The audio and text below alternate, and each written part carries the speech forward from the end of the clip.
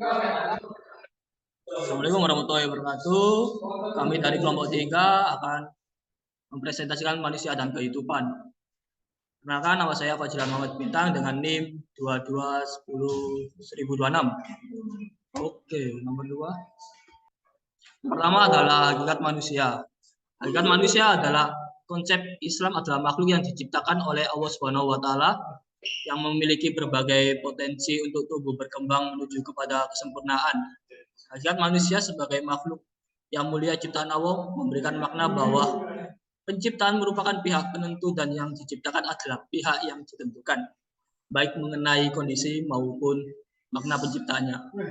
Manusia yang tidak mempunyai peranan apapun dalam proses dan hasil penciptaan dirinya. Oleh karena itu, ketidakmampuan manusia itu merupakan peringatan bagi manusia. Seperti halnya manusia tidak ikut menentukan atau memilih orang tuanya, suku atau bangsa dan lain-lain. Oleh karenanya manusia harus menyadari atas ketentuan yang telah ditakdirkan oleh Allah Subhanahu wa taala. Selanjutnya yaitu eskatologi Islam perjalanan hidup manusia. Kehidupan manusia merupakan perjalanan panjang, melelahkan, penuh liku-liku dan melalui tahapan demi tahapan. Berawal dari alam arwah, alam rahim, alam dunia, alam barzah sampai pada alam akhirat yang berujung pada tempat persinggahan terakhir bagi manusia, surga atau neraka.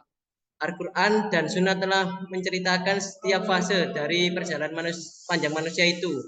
Al-Quran diturunkan Allah Subhanahu wa taala kepada Nabi Muhammad SAW berfungsi untuk memberikan pedoman bagi umat manusia tentang perjalanan.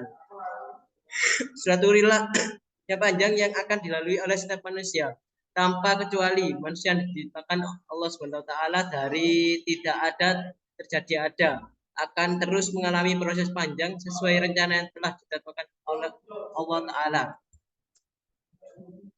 Alam dunia. Di dunia perjalanan manusia melalui proses panjang, dari mulai bayi yang hanya minum air susu ibu, lalu tumbuh menjadi anak-anak, remaja, dan balik. Alam barzah. Fase berikutnya manusia akan memasuki alam kubur atau alam barzah. Di sana mereka tinggal sendiri, yang akan menemaninya adalah amal mereka sendiri. Kubur adalah teman dari taman-taman surga atau lembah dari lembah-lembah neraka. Alam akhirat atau hari akhir. Dan rela berikutnya adalah kehidupan di hari akhir dengan segala rinciannya. Kehidupan hari akhir didahului dengan terjadinya kiamat berupa kerusakan total seluruh alam semesta. Peristiwa setelah kiamat adalah mahsyar, yaitu seluruh manusia dari mulai Nabi Adam alaihissalam sampai manusia terakhir dikumpulkan dalam satu tempat. Selanjutnya orientasi hidup manusia. Pandangan dan orientasi hidup manusia menentukan sikap, perilaku, dan keputusan-keputusan yang diambilnya dalam kehidupan.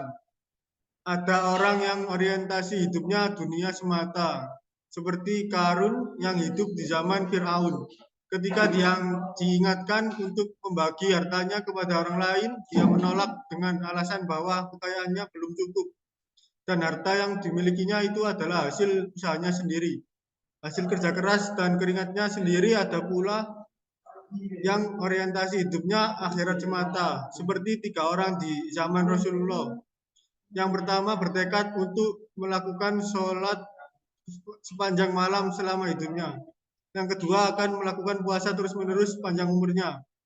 Dan yang ketiga tidak akan menikah sepanjang hidupnya, karena hal itu akan mengganggu konsentrasi ibadahnya.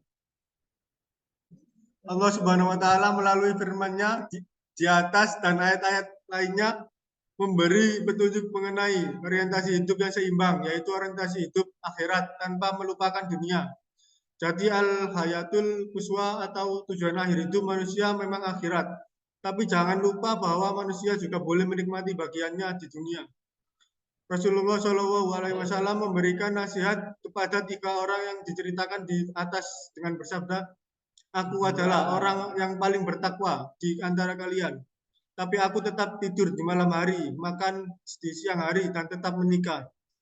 Masa depan kehidupan kita adalah kehidupan akhirat yang dimulai dengan hari kiamat, dan hari kiamat itu adalah hari perhitungan, yaitu yaumul hisab. Selanjutnya, sukses dan gagal perspektif Islam dan bagaimana menghadapinya. Kegagalan itu merupakan suatu hal yang kadang kita sesali, kita ratapi dan kita tangisi. Apakah benar kegagalan merupakan sukses yang tertunda?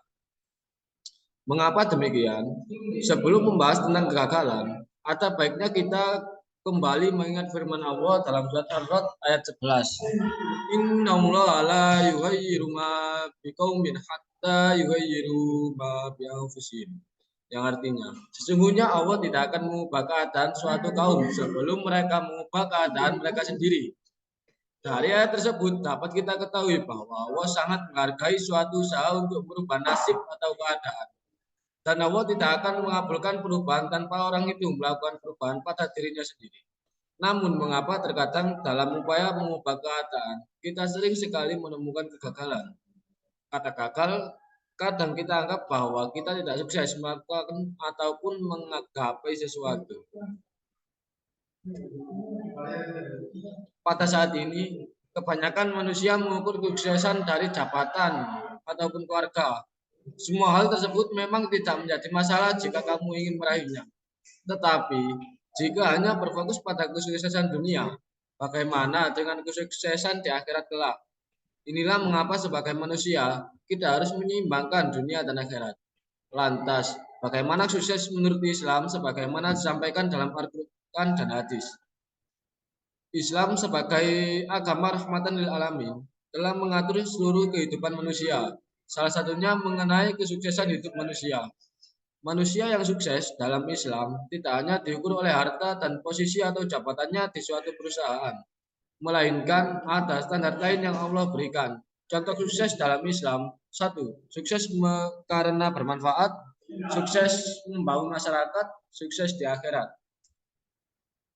4. Cara mengatasi kegagalan.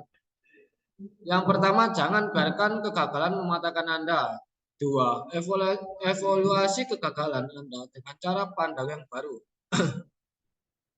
3. Belajar dari orang lain yang mampu bertahan hidup. 4. Ingatlah bahwa penerimaan merupakan kunci utama.